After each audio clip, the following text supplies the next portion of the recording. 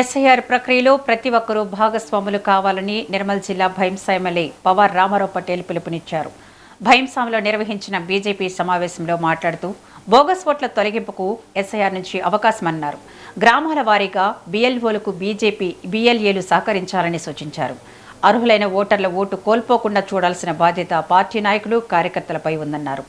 SIR నమోదు ప్రక్రియలో ప్రతి ఒక్కరూ భాగస్వాములు కావాలని బీజేపీ జిల్లా అధ్యక్షులు రితీష్ రాథోడ్ పిలుపునిచ్చారు.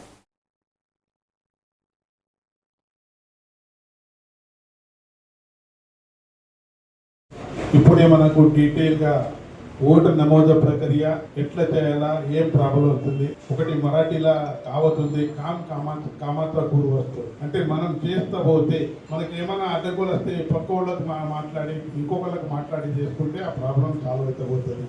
కామాత్ర కూరు మనం పనే చేయకుంటే మనం ఇంటికాడ ఫామ్లు పెట్టుకొని మనం ఇంటికాడ పెడితే అది పని కాదు. దానికోసము మీకు ఏ ప్రాబ్లం వచ్చినా కూడా అందరు ఇక్కడ మన మండలి నుంచి అందరికీ ఎలక్టెడ్ చేయడం జరిగింది. కొందరు మండల ప్రెసిడెంట్లు కూడా ఈరోజు రాలేదు, 2 మంది ప్రెసిడెంట్ అయినా కూడా అక్కడ మనం స్పెషల్ మన జిల్లా అధ్యక్షుల అనుమతితోని ఇద్దరికి అక్కడ నియమించడం జరిగింది. వాళ్ళు కూడా వాళ్ళ శక్తి కింద వాళ్ళందరూ కలిసి పనిచేస్తారు.